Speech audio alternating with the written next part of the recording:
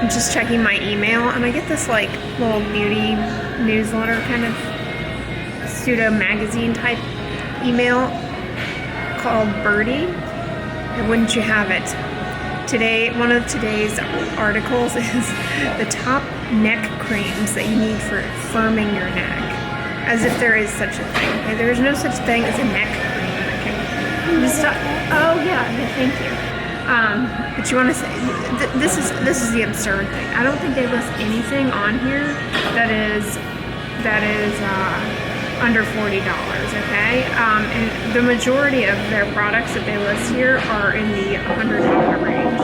And these ridiculous neck firming creams on this email thing that I got. I'm just going over it with them because it's like a complete gimmick. They have this. I'll just show you guys. The first one is Estee Lauder's Resilience Lift a nighttime neck cream for $108. Then there's this $108 just for a cream to put on your neck. That's crazy. $44 for the Maracuja neck. Okay. Ooh, Maracuja. And By Terry's Lift Essence, $150. Who is By Terry? By Terry must be living in the lap of luxury. She's got 2 neck creams that she's selling each for $150. My gosh. Sicily, $195? Are you serious? LMS $79, Tula $80. Oh, Tula has probiotics. How big are the You can put kefir on your neck for $80. What is the size on that? It appears to be quite small. Lancer Skincare, a tiny little tube of this looks like a bullet. $185. La Prairie, $250. Sarah Chapman, $95. $92. Oh, Shiseido, way to go with your cheap $52 neck cream. Oh, L'Oreal has one for $10. That'd be the one to try, guys. I mean, you realize The ingredients are similar. it's all flower water. That's all that is. Irritating flower water. Origin, $62. Oh, Paracone's got one on sale. Oh, Paracone's Plasma is on sale for $135. You guys. The Sub D neck, what, is that like Sub-Zero? Only oh geez, Clarins Extra Firming 90, Alginus 98. Jart's got a neck mask, a one-time use for $12. $160. Man, this is a business, guys. I mean, yeah, none of this stuff works. $180. You could buy Downton Abbey at that price with all the neck creams. I don't know if you'll edit this out, but a tube of Preparation H will probably do the same thing.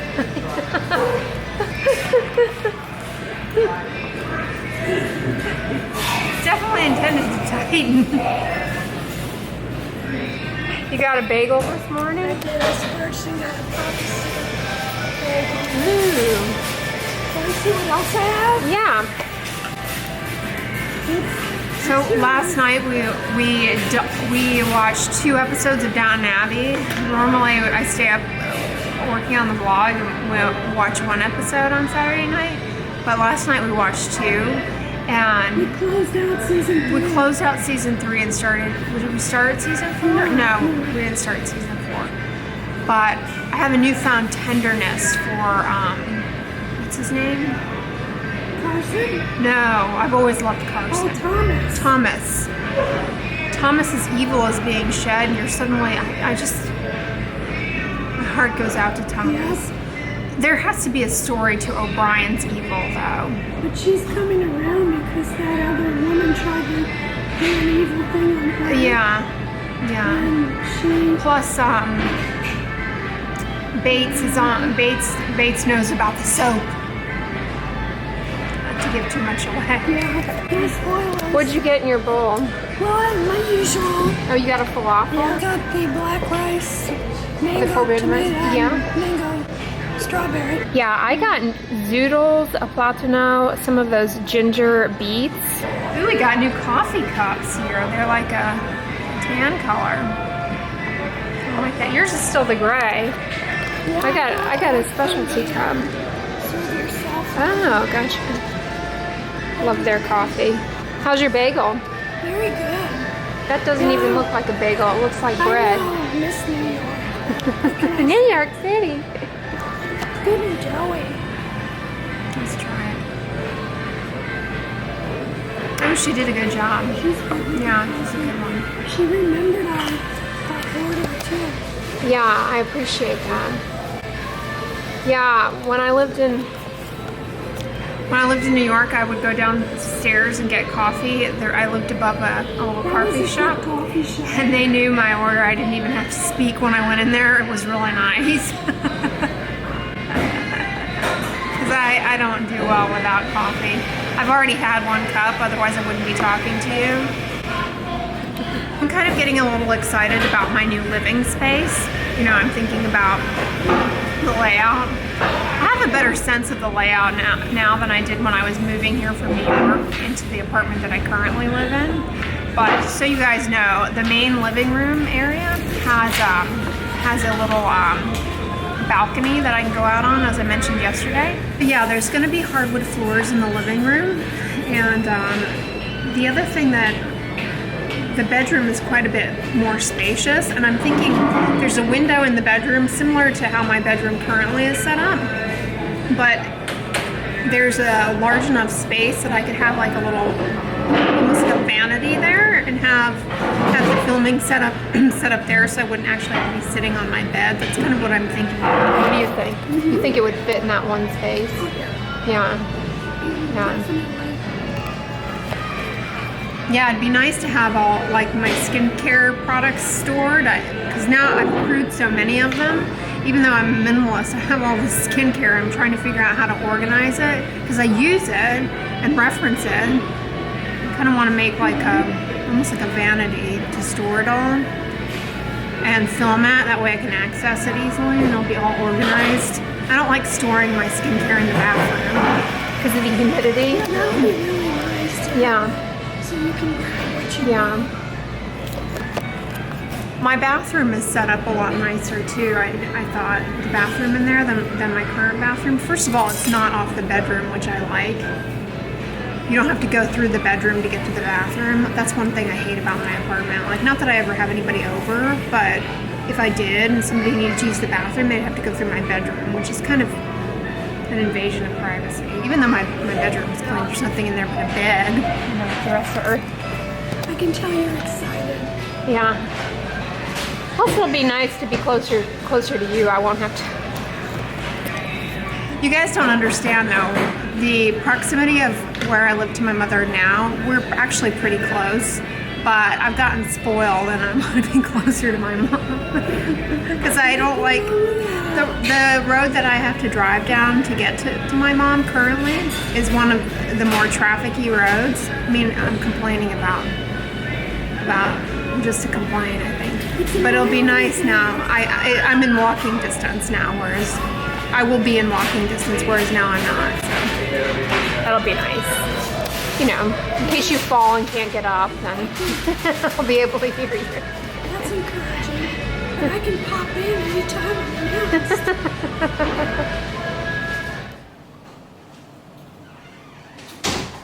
Oh, aren't you something?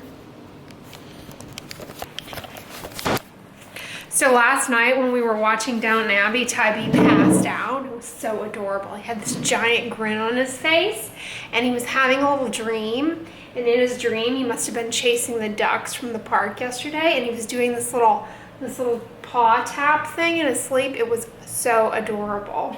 And he just goes in his little bed in there and chews on his bone. I'm so in love with you, Tybee. You're such a doll. You're such a doll. Oh, yes. Oh, yes. Let's throw your dinosaur. Bring it back. Bring it back. It's tough being me. I have a busy schedule. How's your... What's your whip for the month? Count your blessings. Oh, that's nice. Yeah, this is how far. I'm very slow at cross stitch. You've got that system where you alternate a project each month or something? I do on paper, but I'm not very committed to it. I need to be more Tybee. Tybee Bo, what are you doing? Hiding in the bushes? You look cute there. So hey guys, it is late afternoon. My mom asked me to take Tybee out to stretch his little legs a little bit, take him out, make sure he didn't have to go to the bathroom. But I wanted to point out, I just reapplied my sunscreen a little bit a while ago before coming out, and I've got my mom's little hat. It is cooler out for whatever reason today, and you can tell the sky's a little cloudy. It's gray out. But I checked the UV index before coming out here, and guess what it is? 6. Now, I mean, that's actually pretty high. High enough that you should still be wearing sunscreen regardless of the UV index. All UV indices, you should be wearing sunscreen.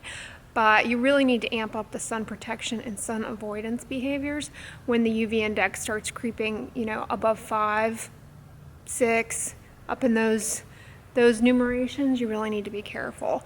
Some areas of Houston slated today, despite this gray overcastness, to be upwards of 8 to 9 of a UV index, and that's quite high. That's actually pretty standard for Houston, I've found, in just tracking the UV index consistently. I use Coppertone. Coppertone has on their website, you can plug in, at least here in the United States, you can plug in your zip code and find out what the UV index is.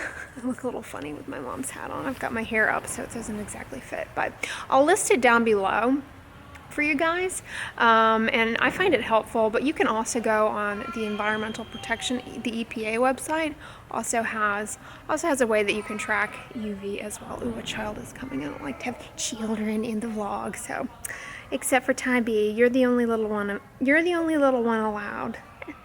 Since it is a little cool out, and as I just said, the UV index is, beaming, we decided to do a little indoor workout along with Tybee. We're going to do another one of the.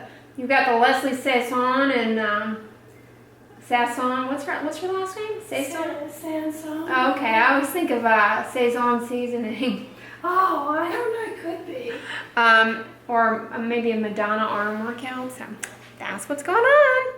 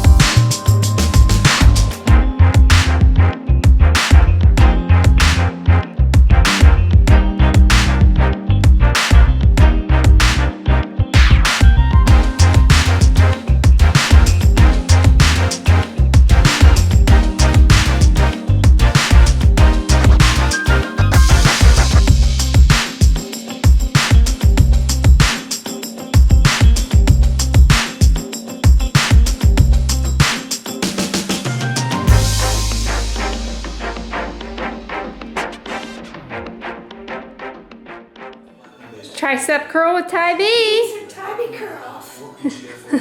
Instead of an Arnold press, it's a Tybee press. He doesn't like it. That was pretty good, the Madonna arms. Yes. Flex for us. You feeling swole? I feel like Flex your bicep. uniforms.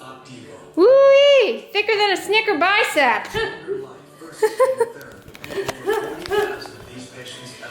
That was jazzy. Saison and I haven't done that Madonna. It's Pop Sugar's Madonna arm. You okay? Yes. All right. This is why we need to live close. Falling and I can't get up. See, it's happening right under my eyes.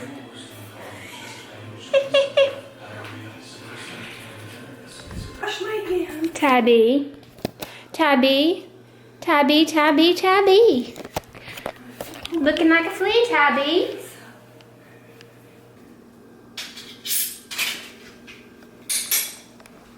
Iron Chef, folks.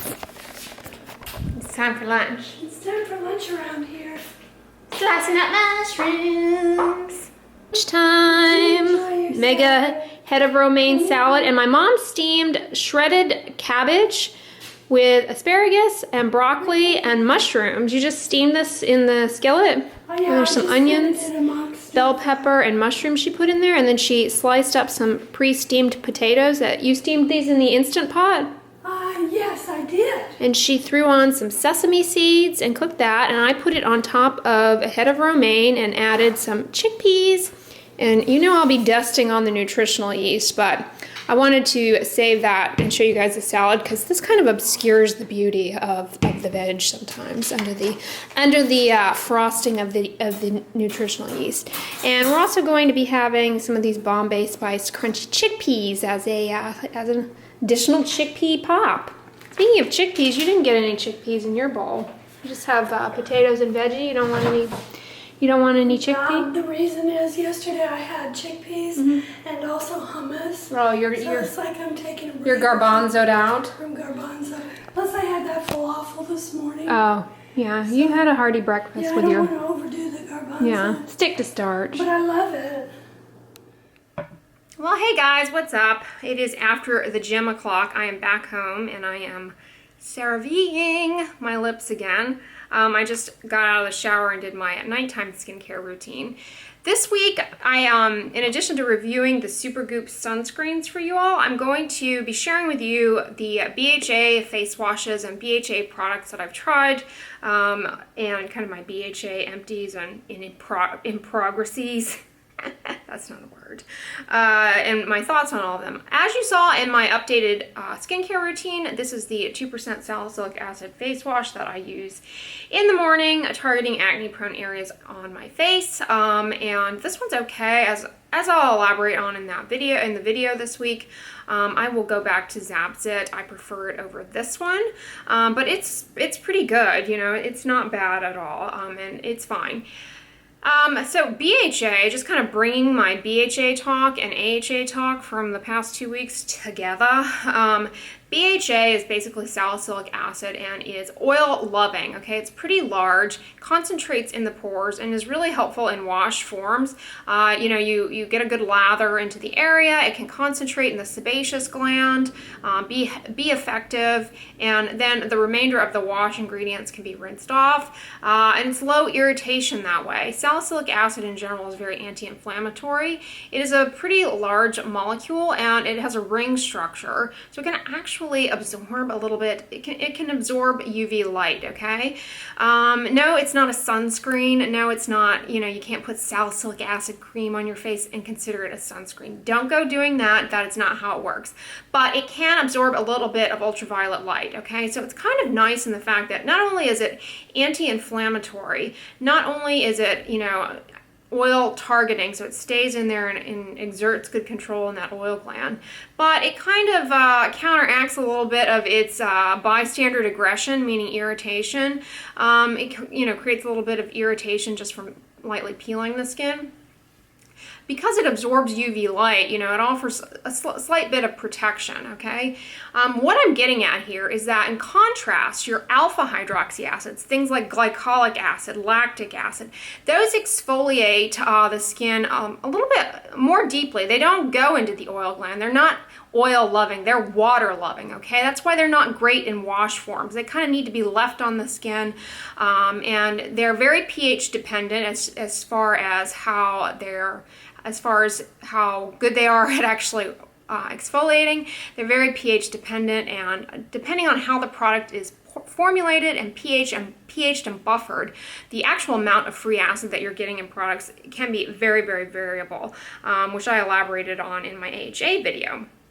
But glycolic acid, in contrast to salicylic acid, while both, exfoliate, while both make you a little bit more susceptible to sun damage, alpha hydroxy acids, because they thin the skin and they don't have that ring structure, they don't absorb light, it's been shown that alpha hydroxy acids increase the chances of post-inflammatory hyperpigmentation from their irritation more so than beta hydroxy acids. Okay, so they're more aggressive, all right? And what I'm getting at here is that if you are using an AHA, like a lactic acid cream, I know people are like obsessed with this drunk elephant one. I don't know how good that is. As I said, cosmetic companies can claim whatever they want. I believe that's like a bunch of fruit-derived acids. I'm not sure that even has glycolic acid in it. So those are the biggie alpha hydroxy acids, as I talked about,